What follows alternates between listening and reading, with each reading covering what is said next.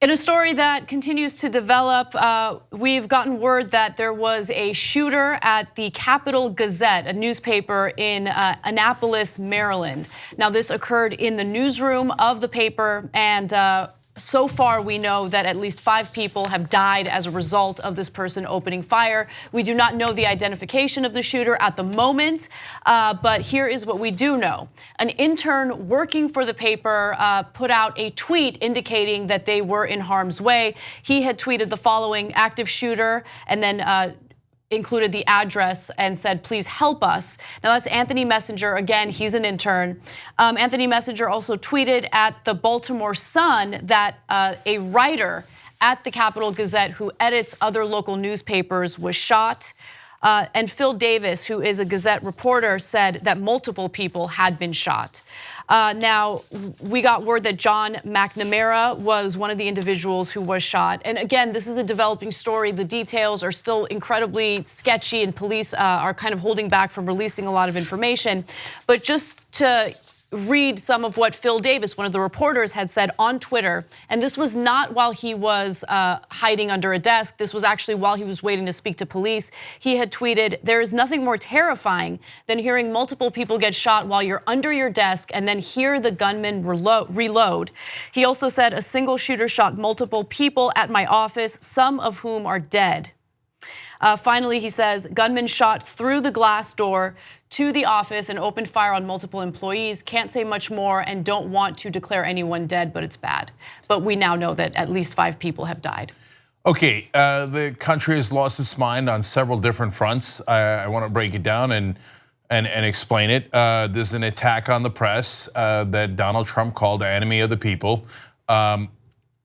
Given the amount of gun violence in the country, given the right-wing assault on the press, this is not remotely surprising. Is anyone really surprised? When you heard about an active shooter and 5 people dead, were you shocked? I thought, yeah, well, it's Thursday in America. Of course there's an active shooter. There's always an active shooter because we have 250 million guns in the country. And the right wing, which has lost its mind in its entirety, celebrates it. Yeah, that's called freedom. This is not what I call freedom. And those people are dead. Just for 1 second, think about what Phil Davis said. Imagine in your office, wherever your office is, just picture it for a second, and you hear a shooter, and picture your coworkers, they're getting shot. You go under your desk, and you hear them reload. That's what happened today. Phil Davis was super lucky to survive, as were all the survivors, but 5 people did not survive. Because we have a country that has lost its mind. Okay, let's just give everybody guns. Everybody gets guns. Gee, I wonder if a certain percentage of the population is going to be mentally unbalanced. Of course, in every country, you have a certain percentage that is mentally unbalanced. And they might have no reason behind an attack. They might have a political reason behind an attack. They might have a religious reason behind the attack. But the bottom line is, of course they're crazy. They're all crazy. You think terrorists are sane? You think oh, well, I'm a dentist and everything is going well. And you know, I got 3 kids, but you know what? I'm just gonna go shoot people. No, they're looking for honor and glory in their twisted minds in almost all these cases. And plus there's just the people who really should be locked up in asylums, and we don't do that either. And then on top of that literally fiery stew that we have in this country, we then have the president inciting people nonstop. So look, I'm gonna get to the second way the Republican Party has lost its mind, but I wanna go to video 13. This was just, what was this, less than a week ago, right, in South Carolina. Donald Trump. We'll take a look. A few days ago, I called the fake news the enemy of the people, and they are. They are the enemy of the people. Because they have no sources, they just make them up when there are none.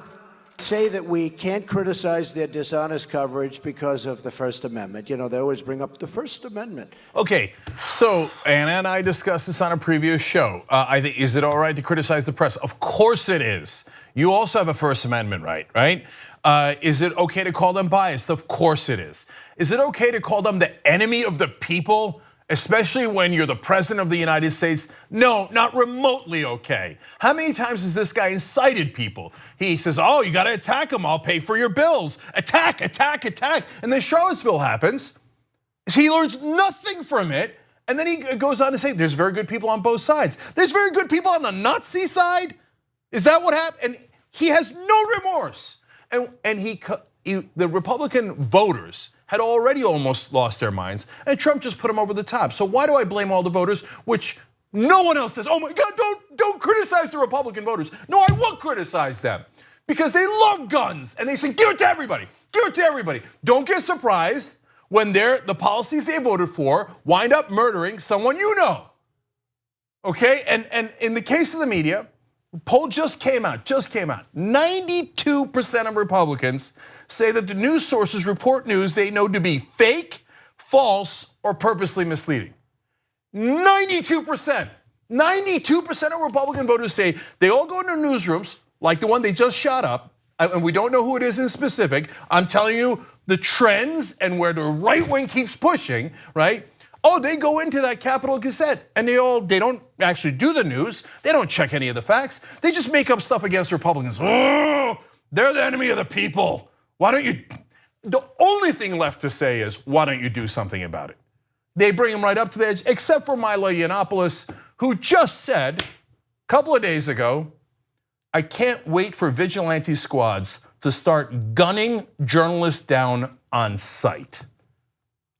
Just a couple of days ago. So he did say that, not just to one journalist, but to two journalists.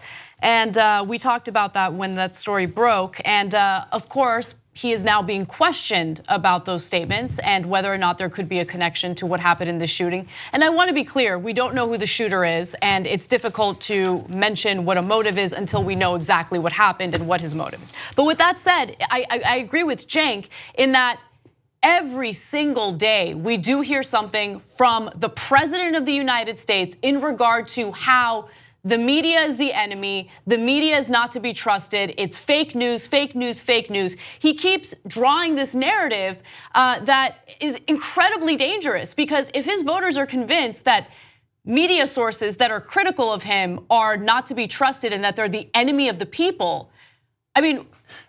It's no, enemy of the people from a president is unacceptable, totally, completely unacceptable. What does enemy of the people mean? It means do something about it.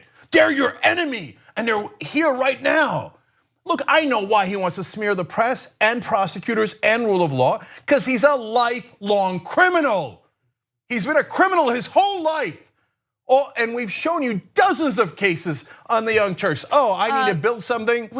I apologize, we just got word. The shooter has been identified as an adult white male. That's all we know so far. Okay, that still doesn't mean anything. So you don't know his purposes, et cetera, right? But Trump is under investigation now, so what does he do?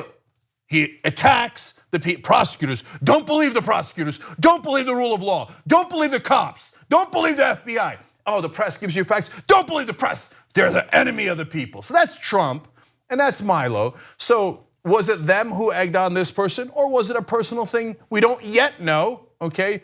But if you're an investigator trying to figure out why somebody did this, you think you don't talk to Milo? Of course you talk to Milo. And by the way, Milo, whether it was one of your fans or not, congratulations. He can't wait, right? Yeah, no, you want? No, but let's be absolutely clear. Milo wanted journalists murdered, and today they were murdered. So congratulations, Milo, you animal. You goddamn sick Nazi bastard, okay? So I hope I'm clear. So what are they gonna do? Oh, what are we the enemy of the people? Okay, these are fascists. They viciously attack their opponents. And I'm tired of the left and the media and everyone else in this country just laying down.